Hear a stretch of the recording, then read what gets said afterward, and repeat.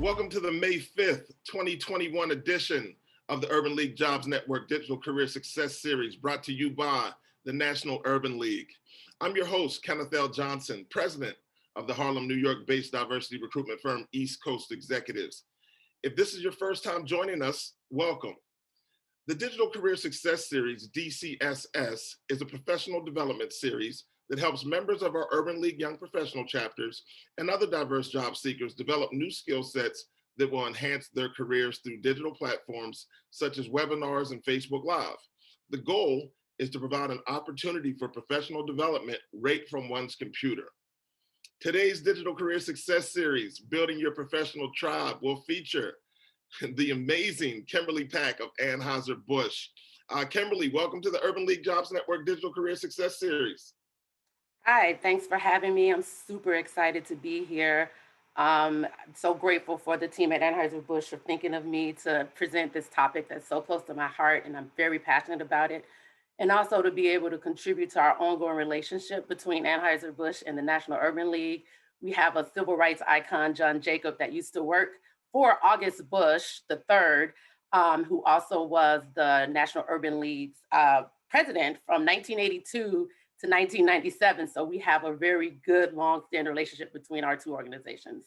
Amazing. I was doing some research and you are just an unbelievable person. I can't think of anyone else that could provide such great talking points on this particular topic. Tell our audience a little bit about yourself, please. So Kimberly Pack again. I'm from Chicago, South Side, really proud of that. I am a proud alumna of Spelman College, a historically black college in Atlanta. Also went to Harvard Law School. I'm currently Associate General Counsel here at Anheuser-Busch, where I focus on privacy and compliance. And I am new to St. Louis. I'm a transplant. I like to say that I moved to be closer to the Budweiser's Clydesdales, which I just got to see on Friday. So I'm really excited about being here again and to be able to represent Anheuser-Busch. All right, so we have to lock in. I'm sure you took pictures of the Clydesdales. I did. I'll send them to you. I appreciate that. Yeah, I need to see that. I really need to see that. You know what? Speaking of seeing things, I know we have we have the best audience in the world, and I know they're going to start popping questions into the chat and into the Q&A. But I'm ready to see your slides. Let's go. All right, let's do it. Can we advance to the first slide? So I wanted to set the scene about why this conversation is important, and why I'm happy to deliver the content. So, I just want to say about my slides, there's not many, but in each slide, I am putting an artist or reference to a book that I've personally read and recommend. So as I share some of this news that might be, hard for us to hear, I'm hoping to share a little beauty at the same time. So again, the current state of things in the private sector, there's some research that McKinsey and Company just put out, and it just came out on in February 2021. And so these are some of the stats from that report. I'd encourage you to go look at the full report. It's available, it's free. But according to their research, they said it'll take 95 years for Black employees to reach talent parity, right? For it to have 12% of the representation in the private sector. 7% of managers in private sector right now are Black rather. And then 67% of folks who reported in this study reported that they did not have a sponsor, that 67% of Black employees said they do not have a sponsor. The stat in the red box is talking about how even within the industries that Black workers are really highly represented, they still make less than $30,000. So we are really oversaturated in those areas that are low income and low wage, right? So let's go to the next slide. Before you get started on the next slide, can you share with our audience what a sponsor actually is? We're going to get to that right after this scene. Okay, I'm ahead of you, Ken. This is what we're going to be talking about. So the other thing I wanted to share, there's another study here, and I have a copy. They had a good picture of theirs, Being Black in Corporate America, from the Center of Talent Innovation, which they rebranded themselves as Quoqual or Quoquequal, or I don't know how to pronounce it. But they had a lot of stats. Theirs is also free for the summary. But what you see in the top right, the top left, is about the numbers from Black workers and white workers about their level of ambition, right? And as you can see that Black employees, men and women, both outpace a little bit on on ambition. So that means we're really excited to work in corporate America. We really feel good about our careers at some point. And then the bottom one, the one to the right, is showing how many professionals are looking to leave corporate America to start their own ventures. And we outnumber that. So we're really ambitious about our careers. But I think some of it is us not being able to navigate, us not being able to overcome some biases and some of the structures that might be present in order to really advance our careers. And I am a strong believer, and the research suggests that building your professional tribe is an amazing way to accelerate your career, particularly for women and people of color. And so I want to start by dropping right into the next scene where we'll talk about the different roles. I'm calling them scenes. These are slides, but I guess I feel like I'm on stage. Okay. So we're going to talk about sponsors, mentors, and coaches and advocates. These are the most talked about positions when people start talking about building your professional tribe, or even sometimes people call it your personal board of directors. And I have this set across a pyramid. So you can see kind of like it's narrow at the top, goes broad at the base. And so when you think about having these tribes of players, you should have lots and lots of advocates.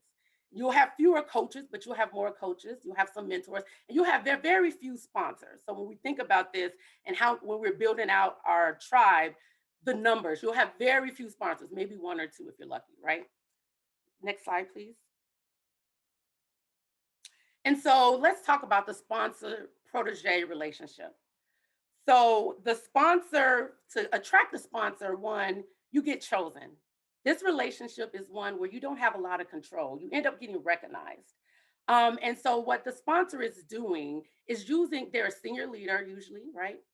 Oftentimes, and they have this organizational capital. They have influence, they have access, people listen to them, and they use that organizational capital to push for their protege's promotion. And that promotion might look like a stretch assignment, a big high visible project. Maybe it's even more compensation. They also provide air cover, right? For when you are able to take these risks, to make sure that you can do these risky things. And with the buy-in of that sponsor, other people rally around and support you doing that.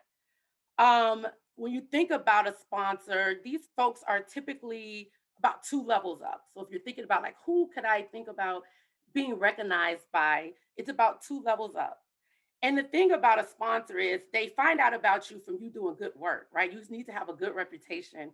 You need to have been known for consistently delivering good results. Um, and so you're somebody who they can count on. So when they're spending this social capital, it's a risk, but it's not it's a calculated risk because you've already come with receipts, right? They've already heard about the good work you've been doing. Can you or not? Were you jumping in here? Okay, got it. Okay, I'm just agreeing with you. I love it. got it. Okay, and let me tell you why this is super important. There's a study that the pay scale in 2019 put out, and they said workers with sponsors make 11.6% more money. This comes down to dollars and cents. It's super important to have a sponsor. That research also talks about how most proteges match with their own gender and race and ethnicity, um, which which is fine. And I think some people reach out to sponsors who look like them because they have some level or sense of comfort. But what I'd encourage this audience is to think broadly and to think outside of choosing a sponsor within their own demographic. And in that same research, and I will quote, it says having a white man as a sponsor tends to lead to the largest pay increases. So when you take yourself out of the running of connecting with people who are outside of your demographic, you really are doing yourself a disservice. So one of the things I want to encourage in this conversation, as people are thinking about putting their tribes together, that they are not limiting themselves to people who look like them. It's really important that we lead out and we look at who is well positioned to help us to accelerate our careers. So one of the things that I want to ask people to think about too is whether their companies have formal sponsorship programs. It's a less popular programs. Mentor programs are more long-standing, but there are companies that have sponsorship programs. So these are things you might want to inquire about to see if they have that available to you. So that's briefly talking about sponsors. Let's move on to that next role, which is the mentor-mentee role. This is Bisa Butler. This piece of art is a quilt, actually. She is at the height of her career right now. And if you happen to be in Chicago, her work is at the Art Institute now through September. So I'll throw that out there. Um, the the thing with mentors, which again, you can have a lot of mentors. And the other thing I'll say about sponsors, lastly, sponsors are going to be internal only, right? So if you're trying to get sponsored within your company, they would need to be inside the company, which is different than the mentors. Mentors can be inside your company, they can be outside of your company.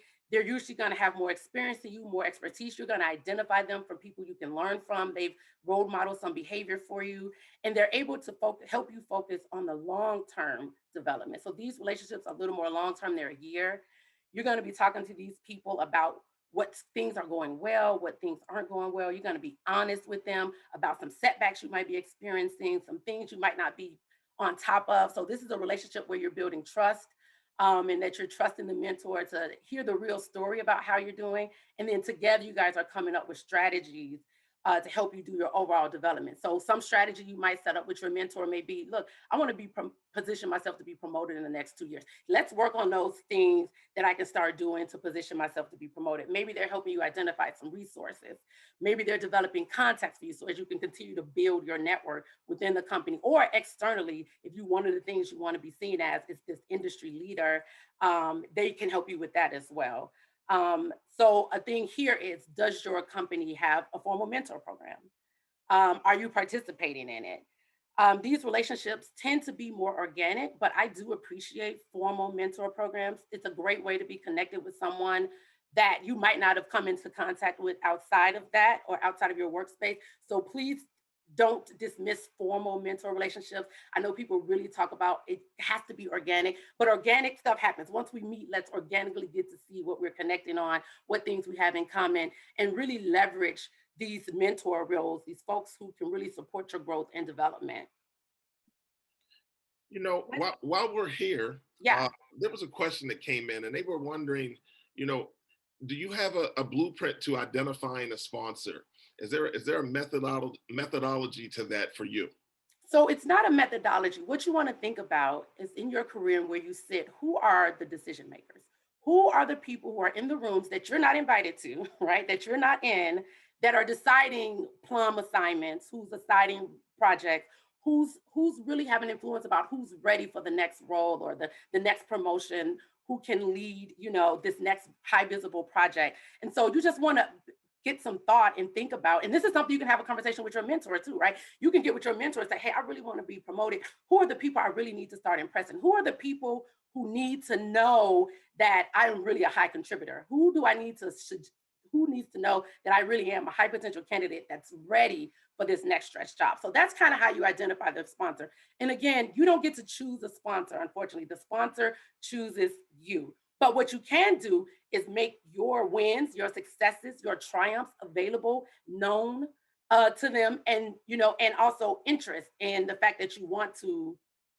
Sorry, the chats are distracting me. I'm gonna look at you, Ken, so I stop looking at the chat.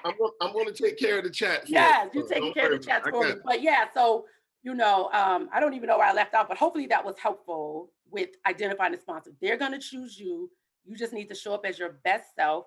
If you have opportunities to have conversations with potential sponsors, you're going to be talking only about your successes. This is not the place to talk about your struggles or your woes. When you're talking to the sponsor, it's about success. It's about your triumphs. It's about your wins. It's about your commitment to the company, your understanding about the company's goals, and how you meaningfully contribute to that every single day. Excellent. Okay, we're good on the mentors. We're good. All right, let's talk about coaches. I feel like I'm flying through this, but hopefully people have questions that'll come in.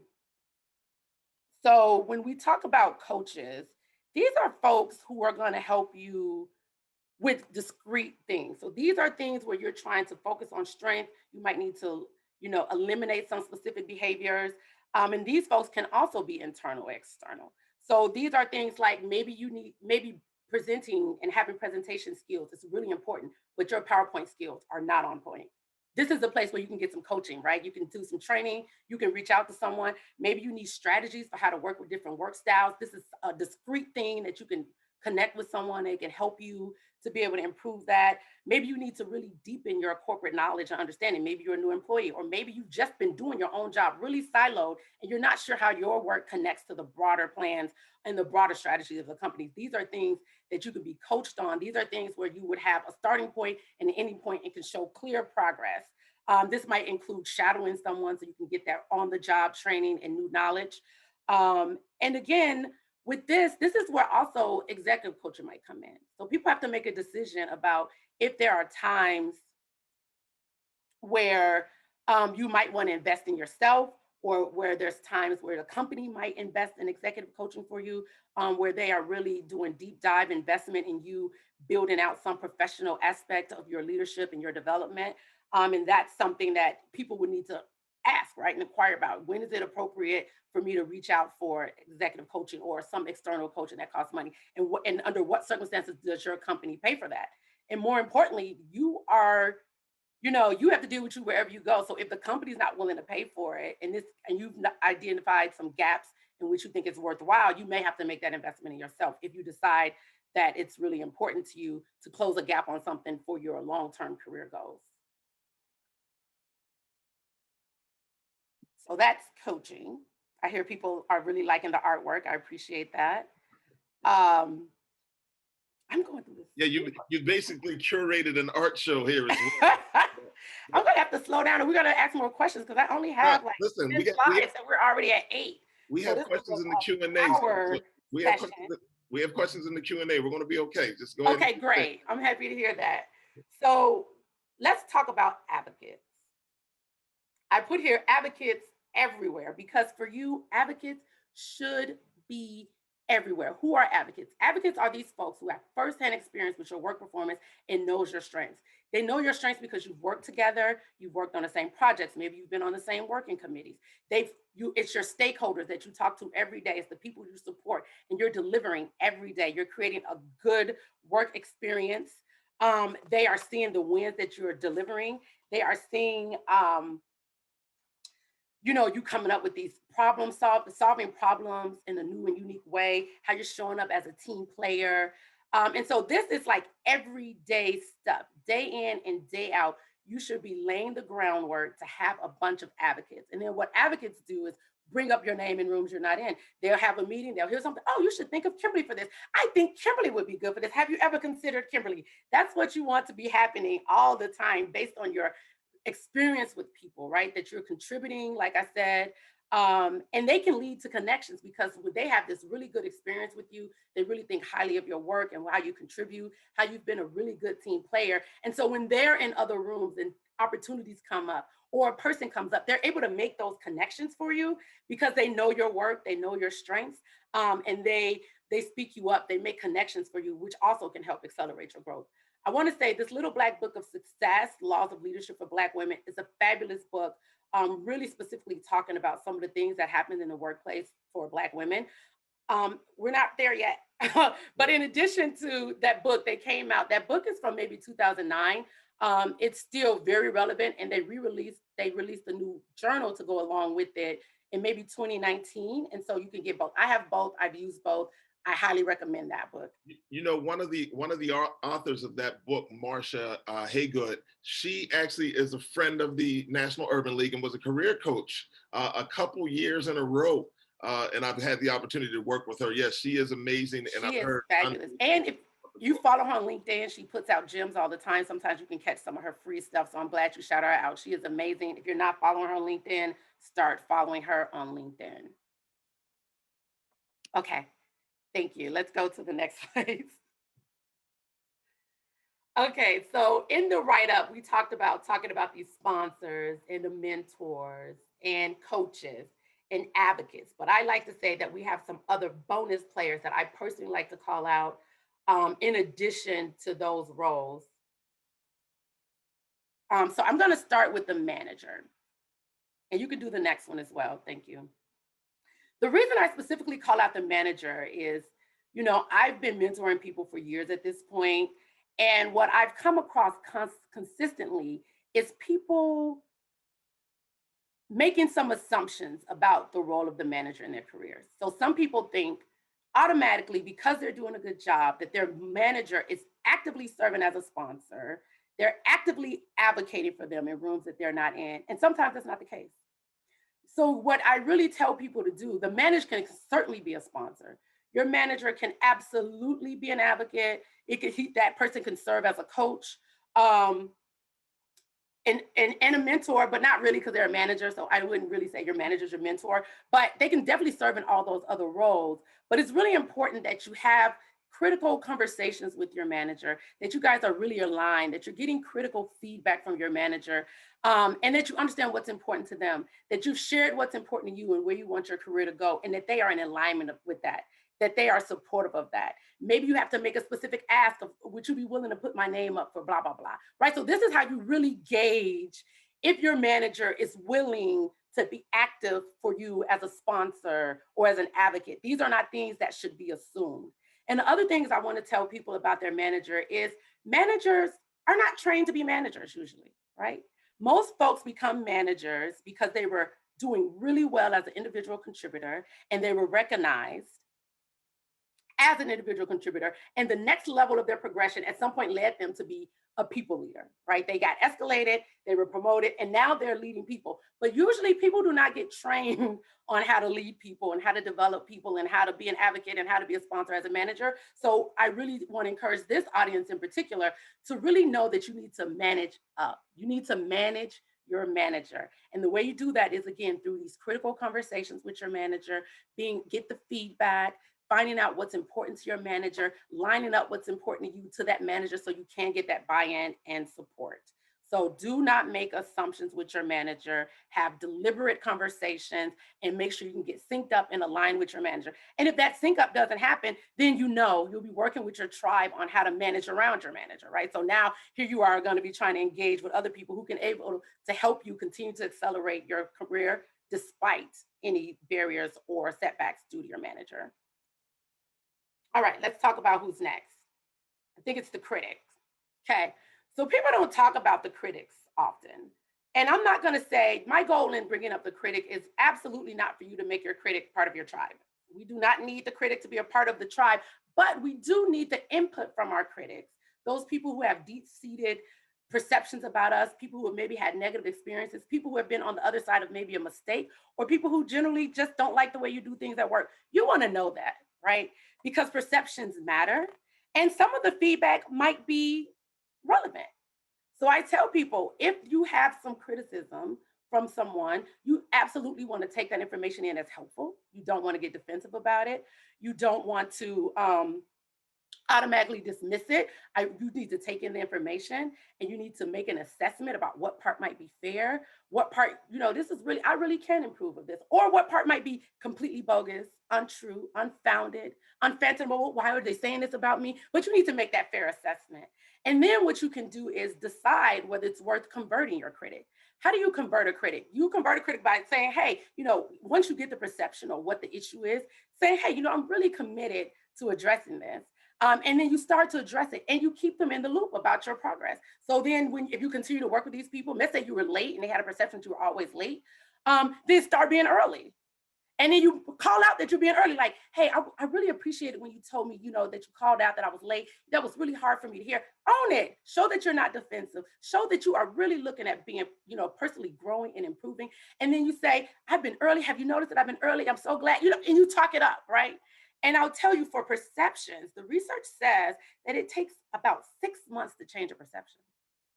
So that means you have to do consistent new behavior for about 6 months for somebody to stop saying a thing about you or thinking a thing about you. So you want to keep that in mind. And when you get this criticism, it's also helpful for you to take that back to your mentor or maybe to a coach so you can address the things that you've decided, that you heard, that you want to apply and that you want to address. So do not dismiss the critic. Let's hear what they have to say, because if one critic has it, there might be 2 or 3, or they may become someone who, speaks about you in places. And so there's a competition between, whether you really are seen as a high contributor or maybe not. So these are things that you want to be mindful about, but don't dismiss the criticism. Make sure that you assess it fairly, and then you decide what about that criticism you might want to address. The next one, please. Okay, here we go with role models. And again, role models are folks that you don't necessarily have to talk to. These are people who are doing things that inspire you. These are people who's doing whose life, their profession or their career track or the way they do things shows you about the possibilities of what is. So for me, these, again, you do not have to talk to these people. They could be internal, external. So for me, here at Anheuser-Busch, one of the people that I see as a role model for me is Natalie Johnson, right? So she happens to be an African American woman who was a brewmaster, but since then has been elevated to even higher level. I like the way she is in meetings. She makes you feel warm, and she knows our supply business like nobody's business. She's a role model for me, right? So I don't have to talk to Natalie about her being a role model. I just watch her do her work. I'm inspired by it. I'm encouraged to keep going, and for me to be in that kind of position. I think about Bozama St. John. She is the chief marketing officer of Netflix. I love her. She has a great style. She makes the money move. She'll move from Endeavor. She moved to Pepsi. Now she's at Netflix. And I'm just like, yes. She has an amazing IG following. So if you're not following her, follow her. She has merchandise. I'm like, yes, she inspires me. She tells us every day that we are amazing. I like hearing that message. She's a role model for me. Rosalind Brewer, who is the CEO of Walgreens Boots and also a Spelman alum. So let me shout her out, right? So this idea that there weren't really Black women as CEOs of Fortune 500 companies, now I think we're at 2 or 3 because Tashonda Duckett is now the CEO of TIAA. So it's coming along. So these are people I admire. I don't have their ear. I don't talk to them. They do not have each other. We don't have each other's numbers, but I am moved by their careers. I am inspired. I am being reminded of the possibilities of how great I can be in corporate America, despite all the things we talked about at the top of the hour. So let's talk about this last category of peers. I think when people think about building a tribe, I think the default is to go as high as you can go. I need to network with the CEO. I need to network with the muckety mucks. I need to network with the people who are at the top of the top of the top. And I think they forget about their peers, right? And so what I would say to people when you're thinking about your tribe, you should definitely include some peers in there. Peers can be great mentors. Peer mentoring is a thing. Peers advocating for you because they've seen your work, you've helped them, they've seen you shine, they've seen some of the amazing work you've done for the team. They can absolutely be advocates for you. And so don't dismiss your peers. Also, having a group of people who are growing up in the company with you, who are, tracking up the ladder with you, it's helpful to have those people for professional benchmarking, right? And then also it's helpful to have peers outside of your company. So one of the things about having a tribe of peers that are similarly situated with you outside of your company is that you end up becoming like an industry insider. You guys are dealing with things and other companies are dealing with things. And are you able to say, hey, you know what? Over at X and Y company, I know somebody over there, and this is how they're dealing with it. Now you're bringing insight back. Again, no proprietary information, no confidential information. The compliance lawyer person just came out of me. Let's be clear. So we're talking about known public things, like not stealing trade secrets or anything like that. But we're talking about just run-of-the-mill things that as all industries and companies and industries are trying to grow and learn, they want to keep pace. And so the fact that you might have a great network of peers at different companies in your industry, that's great. If you have people similarly situated outside of your company, so you can be able to compare, like, well, this is how they do it in financial services. I have friends, I've talked to, you just become like an industry insider. It's something else, you're adding value. You seem like you're somebody who should be known and who, really gets it. The other thing I want to put in that last bullet says, peer today, boss tomorrow. That has happened to me. I had a peer that was promoted from being a peer, and we had somewhat of a contentious relationship. So when I got that phone call that this peer was now going to be my boss, lots of things ran through my mind. And so I had to navigate that situation. It turns out that as my manager, this person and I got along way better. So it worked out for me. And there was a lot of pluses to him being my manager versus being my peer. But I also want people to keep pace of that. Everybody is not going to be accelerated at the same pace. And so when you're having these work experiences with your peers, you want everybody to have a good experience. I mean, again, there's going to be some conflict. That's how things get done. But you want to make sure that even with your peers, some people put their best foot forward only in the rooms with their bosses.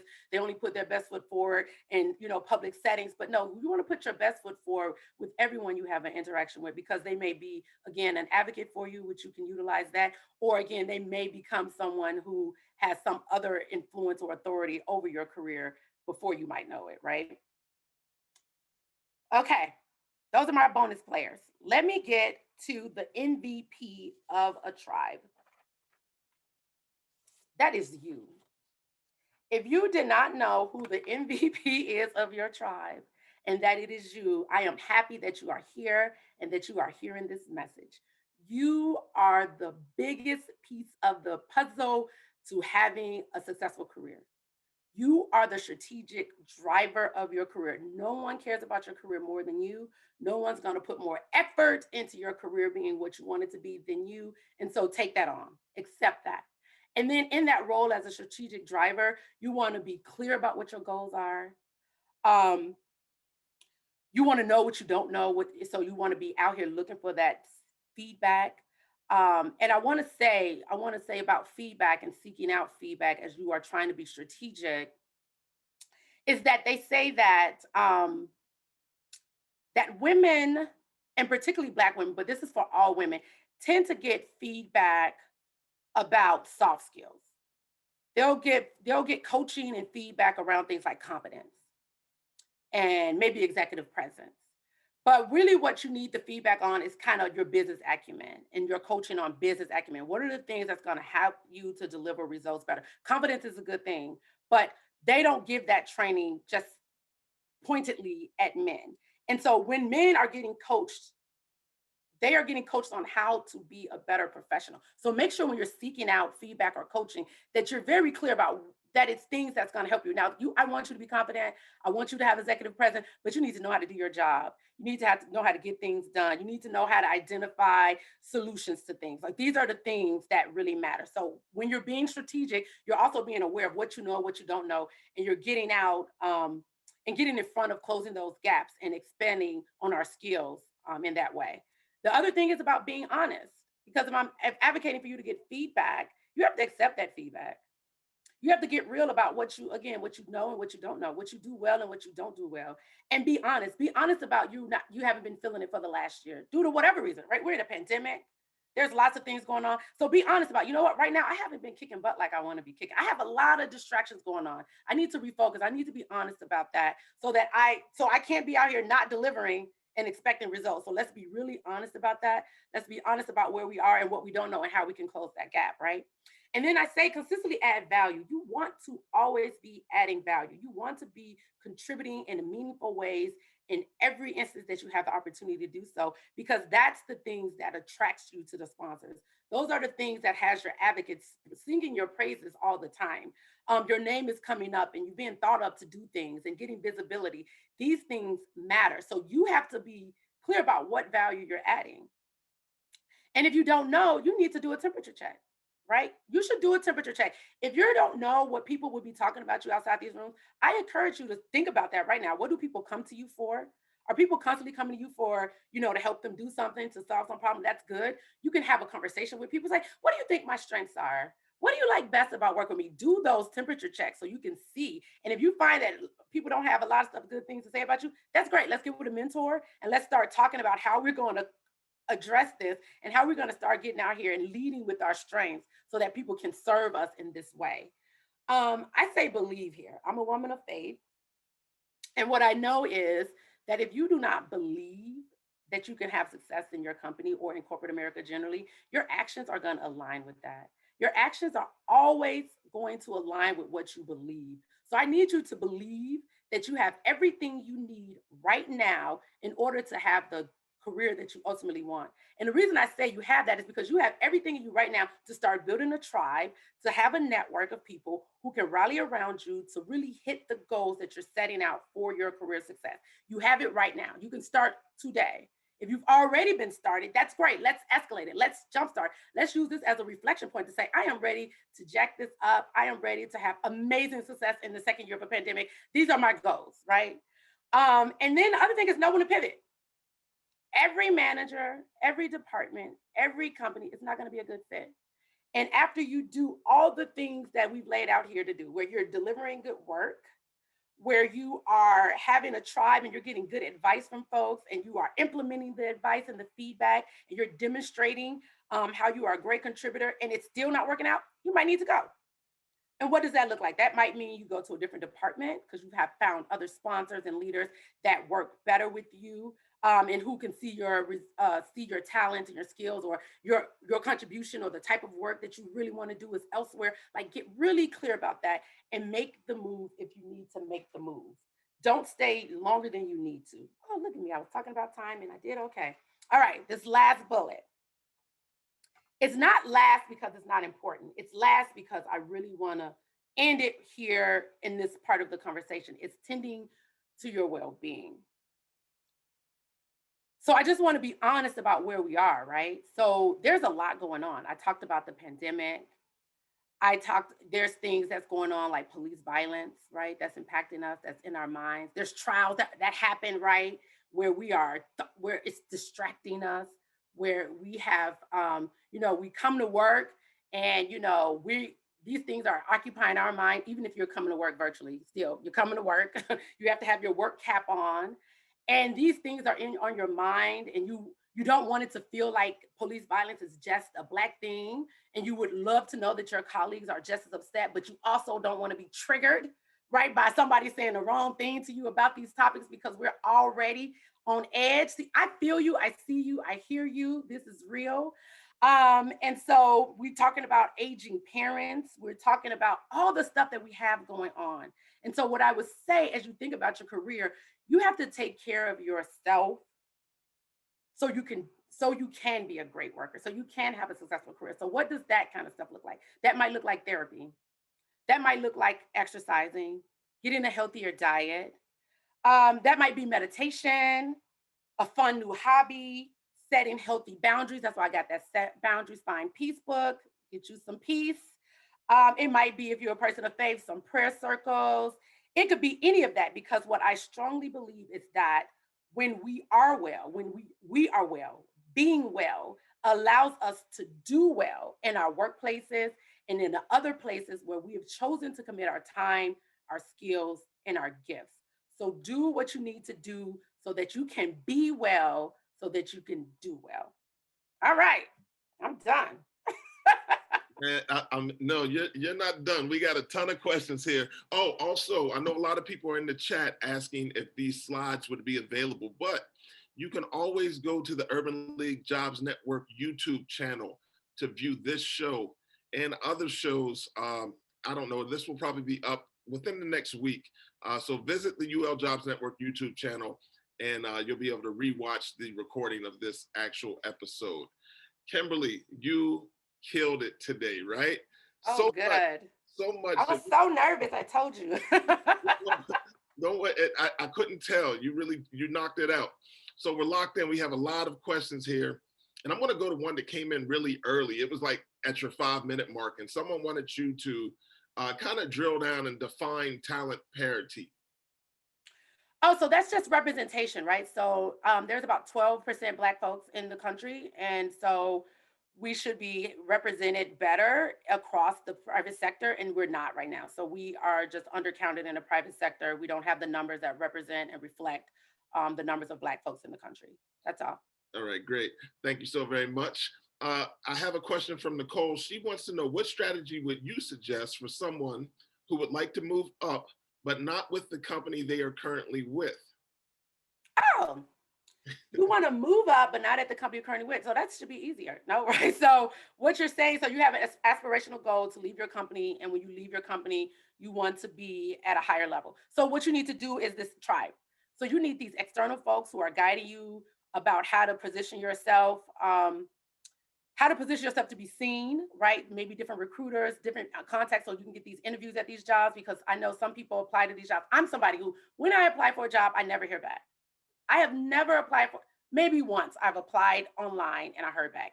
That is not the way I've ever gotten any jobs. I've always gotten jobs because I know somebody who knew somebody who did it, including this job right here. I reached out to the hiring managers directly on LinkedIn because I didn't know anybody at AB, but I knew I wanted this job, right? And they didn't even know I wanted this job because this job wasn't posted. Different story. Got lots of stories I could share. So what you're going to want to do is start thinking about how you can position yourself to be better seen and recognized by other folks. So you can do your social media. You can be on LinkedIn posting things in the area in which you want to be seen as an industry expert. There's a great coach who has a lot of free content, and she has some paid mentoring too. Her name is Dorianne St. Fleur. I've used her. She is great, and she has really good strategies. I may try to share that afterwards. I think Kristen has opportunities for me to share some resources afterwards. But Dorianne St. Fleur is an amazing person to follow on IG and in Facebook. She's for Black women in particular. That's who she serves. But there are lots of different coaches, and I could identify some others for other people in other different demographics. But what you want to do is go ahead and be out here as an industry leader. So what does that look like? Posting links on LinkedIn, quoting articles, following other people, start having content on the subjects that you want to be seen for, to be known. But more importantly, it's getting in front of folks. So when you apply for jobs, that you have made the networks internally so that you actually get interviewed so you can be considered for those roles. It absolutely can happen. You know, I'm glad that you mentioned leveraging LinkedIn. I think that people sometimes are there as viewers, but I think they need to be there as interactors, right? I think they need to up their interactions to allow them to be seen as an SME, a subject matter expert, on whatever particular topic, or just to get information from individuals that they view as people that have an expertise in a certain area. It's just an unbelievable platform to connect and leverage and lock in with some people. And I think you might even be able to identify some of these mentors and sponsors and things of that nature through that platform as well. So I'm glad. Absolutely. I do. Okay, so let me tell you guys, I am not new to this virtual thing. I was in Fargo, North Dakota. Again, lots of stories about my career, how I ended up in Fargo, North Dakota for 5 years, but that's neither here or there. We can have a part two. We'll talk about how I can do a part two of just like stories of how I personally leverage my professional tribe. So I'm sitting in Fargo, North Dakota, trying to get out of Fargo, North Dakota. I am doing virtual coffees in 2009, people. I was doing virtual coffees. I was calling up people. It wasn't Zoom. These were virtual phone calls. But I would say, hey, I would email people like, hey, are you free for a virtual coffee? And they'd say yes, and they'd help me. The way I got my job from transitioning out of Fargo was from a woman I still have not met in person to this day. So do not think you have to meet these people. Do not think they have to be in your city. And especially now with everybody being home, everybody is open more than ever to connecting in this way. And I have to tell you, and I'm keeping it real, I told Kristen that I would, like right now, there are people who are actively looking to help Black employees and Black professionals. Get that help. Get that support. Get it. All right, definitely great advice. So I have another question here. How do you get chosen by a sponsor, especially if you are a mid-level manager? It seems that sponsors tend to select people that are very similar to them, race, ethnicity. That's absolutely true. And I will say that, and I said it earlier, proteges actually seek out sponsors that look like them too. It's a comfort thing. So women tend to go look for a woman to network with and get in front of Black people, and people of color go to find the similar thing. And that's really um, disappointing. I think it really hurts in some ways, especially when we don't have the representation we need. So when we're talking about making those connections, you make those connections. Use your tribe. So are there mentors that can help you in making those connections? Are you in a position? One, let me talk about the position you need to be in. Do not be on a preferred performance improvement plan trying to get yourself a sponsor. Mm. No. If you're not doing well in your job right now, this is not the time for a sponsor. What you need to do is find your mentor. You need to be finding coaches to get your work up to the place where someone can use their organizational capital to promote you. So that's when we're going back to being honest. Where are you and how is your work performance, and how is your work performance being viewed? Let's start there. But if you feel like you're doing well, you're getting that good feedback from your managers and advocates out here talking about you doing well, then position yourself to be in front of a sponsor, and or talk to your manager. Your manager can end up being a sponsor. Talk to your mentors. So you have to do that networking to get in front of people. And then if you're at a certain point where your company, where you have the kind of relationships, and AB has this, where people are really accessible to us, and I really appreciate that about being here at Anheuser-Busch, because I had conversations with my general counsel. I never had conversations, not off the whim with my general counsel. So depending on what kind of culture you have, can you get to have conversations with people? When I was at my previous employer, I met with the people I thought would be a sponsor quarterly. They didn't know it was a quarterly meeting. But that's what I did because I needed them to know the things that I was interested in. I knew they were going to be knowing first what the plum jobs are going to be. I was interested in international roles, so I was networking with the international compliance guy, and I was put up for an expat role eventually. But I invested in that relationship. I had good work performance, and I continued to be in his face about what I wanted to do. Because honestly, guys, even though we want things to be more strategic, and organizations have to work on making things more transparent and accessible to everybody, these things literally just happen because the last person they talked to was it's somebody who's a good fit. It wasn't a lot of thought. It was like, oh, I just talked to Jim. You know what? Jim would be good for this. That's literally how some of this stuff happens. So we want to be top of mind for people so that when the thing comes up, I'm already top of mind for them. So it's like when you take a seat back and you're waiting to be chosen, you have to be well positioned that people know that you're good at this stuff. People know what you're interested in. And if you don't have anybody talking about it, then you get out there and talk about it yourself in a tactful way, which is tactful ways are available. David would like to know if there are certain things that your company offers as either mentors, sponsor, relationship driven. Like, is We there a certainly have mentorship. I don't know. I never asked if we had sponsors, a sponsorship program. It's not, like I said, it's not the most common program to have because again, the sponsor thing is very personal. You can't, it's hard for companies to try to force someone to use their organizational capital for stuff, but they are building programs around it because what they really are saying, like, let's connect and let's let, people be on the radar. And so they've been trying to inject that that natural state where people end up being protege, their sponsors' proteges often look like them, remind them of themselves. That is the natural tendency. And so companies are trying to disrupt that.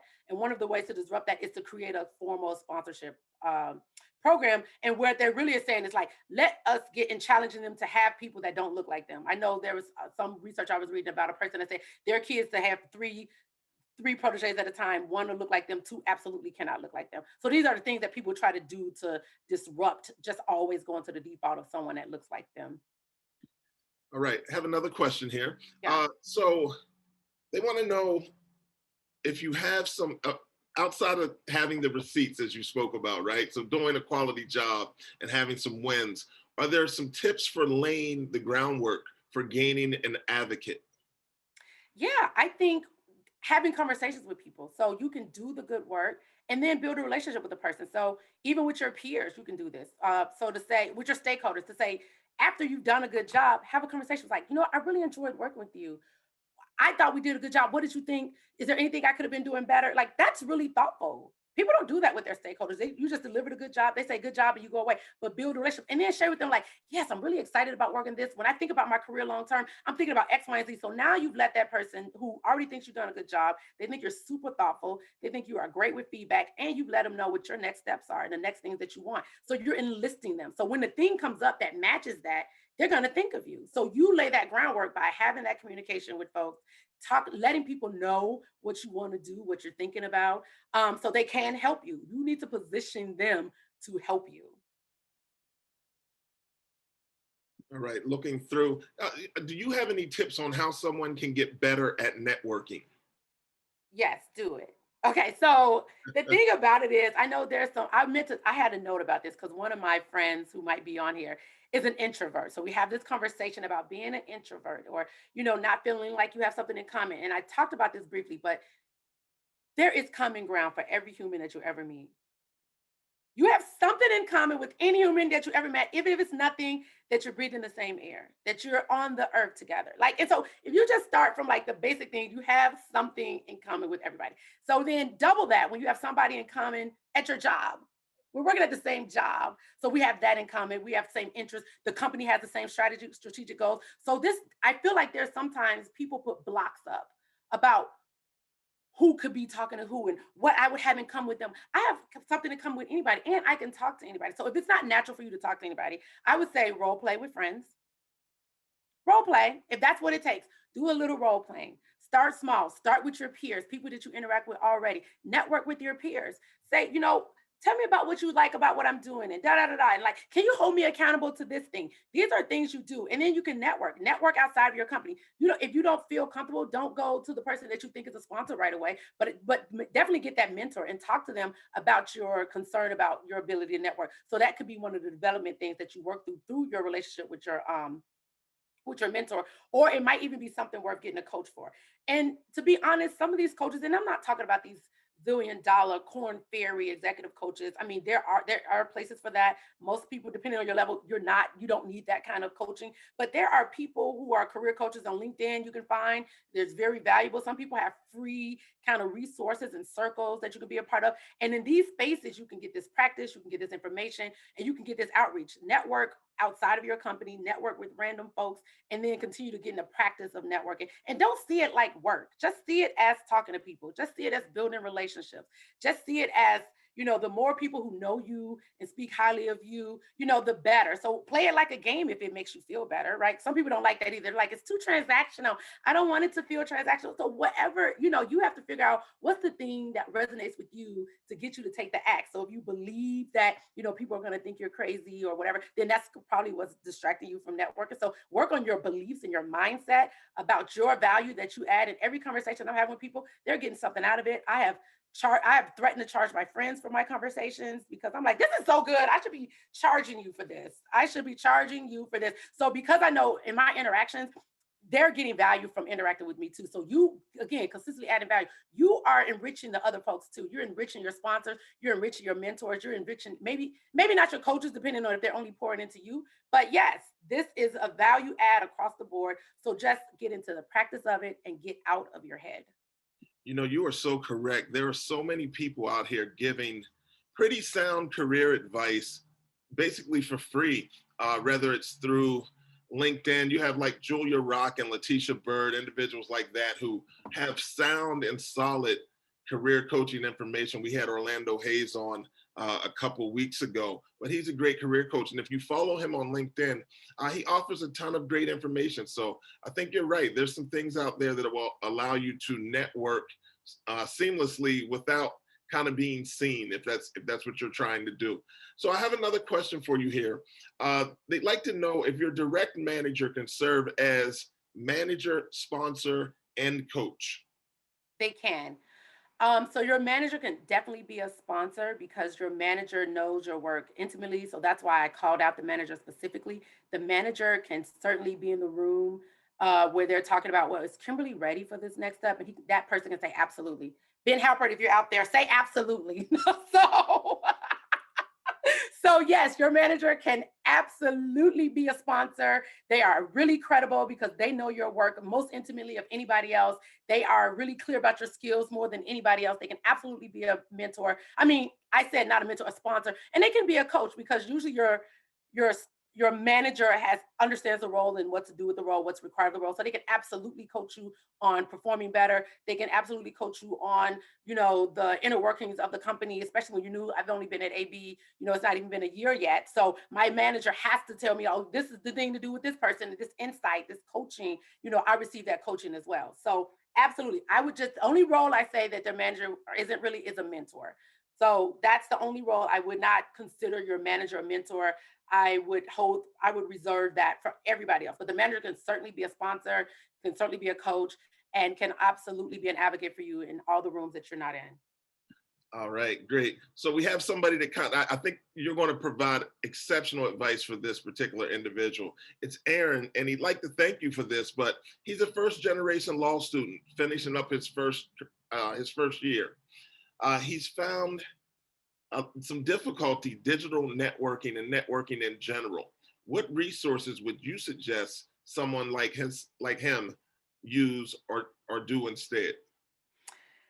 So there are books out there. And again, this might be something where you might want to identify kind of like these coaches that have like tips and stuff. You can Google this, right? There's tips about this.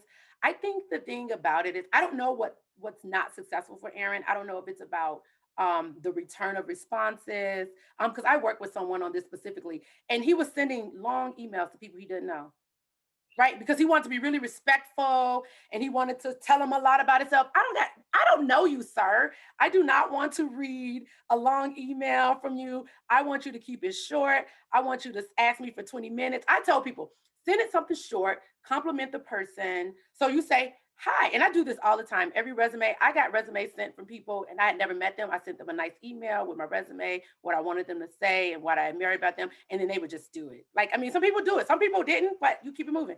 So what I would say, if I found somebody that I thought was helpful for me to be in my network. So as a first year law student, maybe you're talking about another lawyer. I would say to email that lawyer and say, hi, I'm a first year law student. Because again, and I'm really looking for mentor. I'm really, your career is really blah, blah, blah. I would love to, if you had 20 minutes to talk to me about blah, blah, blah.